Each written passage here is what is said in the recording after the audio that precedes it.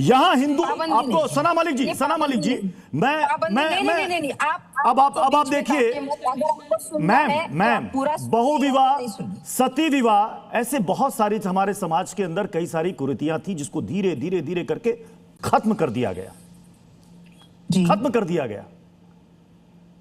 तो आपको लगता नहीं कि अगर ये लिबर्टी पुरुषों को अभी भी मिल रही है तो महिलाओं के लिए आवाज? आपने कहा ना कि एक की सहमति जब तक नहीं है। पाकिस्तान की धार्मिक संस्था CII, council of Islamic ideology, वो कहता है कि शरिया में मर्दों को 4 शादी की इजाजत है, भले पहली बीवी की सहमति हो या नहीं हो।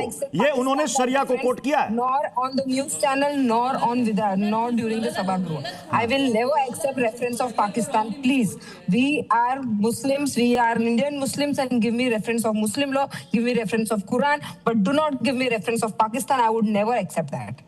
लेकिन आपका बयान तो पाकिस्तान से रिलेशन के बाद ही वो आपने बयान में कहा है कि पाकिस्तान में है तो हिंदुस्तान में क्यों नहीं हो सकता? जिसने लक्ष्य विधि लगाई उन्होंने पाकिस्तान का रेफरेंस दिया और उसी के अगेंस्ट मैंने ये कहा कि हमें पाकिस्तान का रेफरेंस नहीं दिया जाए, हम भारतीय हैं, हमें भारत में अगर संविधान के हिसाब से आपने एक बात आपने 3 तलाक का भी आपने जिक्र किया। आप पाकिस्तान के लॉ के बारे में हमें ना रेफरेंस दीजिए ना उसका वो दीजिए, कुछ भी ना दीजिए, क्योंकि पाकिस्तान के बारे में तो चलिए पाकिस्तान की कोई संस्था अगर शरिया को गलत कोट कर रही है उसको जाने देते हैं, ठीक है। हम तो मुझे यही बताइए कि आपको अगर एग्जाम्पल देना तो पाकिस्तान से क्यों देना?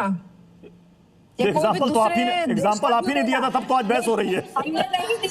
हमने नहीं दिया, जिसने दिया है उसको कट शॉर्ट करके आपने मिसकोट किया है, ये भी मैं आपको आपके न्यूज चैनल पे बोल रही हूँ।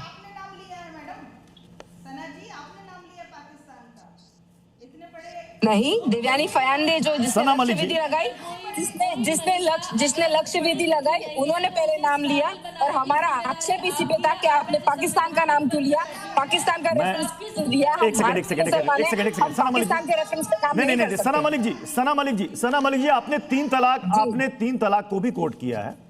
आपने कहा कि तलाक बिद्दत, आपने कहा कि तलाक बिद्दत तो पहली बात की होता ही नहीं है, इसको गलत लोगों ने परिभाषित किया है। तो फिर 3 तलाक कानून की तो फिर आपके मुताबिक जरूरत भी नहीं थी उसको लाने की। इंस्टेंट ट्रिपल तलाक जो बैन किया गया है, जो इनोवेटिव तरीके से आया है और जो गलत तरीके से महिलाओं के ऊपर इस्तेमाल किया जा रहा था, उसको बैन किया गया है। उसकी जरूरत की बात नहीं की, उसको बैन किया गया है। लेकिन जो हमारे कल्चर से आया है, लोगों ने पीढ़ी बाय पीढ़ी फॉलो किया है, जो हमारे रिलीजन से नहीं आया है, उसका अधिकार संविधान ने हमें कभी दिया ही नहीं। संविधान ने हमें आर्टिकल 25 के अनुसार हमारे रिलीजन को फॉलो का अधिकार दिया गया था और वो रिलीजन में कभी तय नहीं, वो तो कल्चर से आया, तो उसके ऊपर बैन लगाया गया है। और जिस तरीके से अगर वो इम्प्लीमेंट नहीं हो रहा है तो उसके सरकार की नाकामी है, वो इम्प्लीमेंट नहीं कर पा रही है।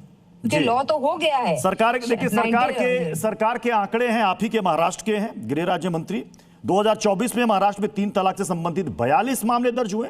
जो लोग ये कहते हैं ना कि 3 तलाक ट्रिपल तलाक वाला मामला आता ही नहीं है, तो ये महाराष्ट्र सरकार के आंकड़े 42 मामले दर्ज हुए। सभी मामलों में आरोप सही पाए गए। 152 लोगों को गिरफ्तार किया गया। 2025 में 39 मामले दर्ज, 95 लोग गिरफ्तार हुए। तो जो लोग कहते हैं कि इंस्टेंट ट्रिपल तलाक की बात हो रही है जी, और इंस्टेंट ट्रिपल तलाक की जो जिस पे बैन लाया गया है वो कभी भी हमारे रिलीजन से डिराइव नहीं हुआ था, वो कल्चरल से डिराइव हुआ है और इस भूमिका पे मैं एकदम स्पष्ट हूँ। चलिए, बहुत बहुत शुक्रिया सना मलिक जी हमारे साथ जुड़ने के लिए और हमसे बात करने के लिए। Thank you. मैं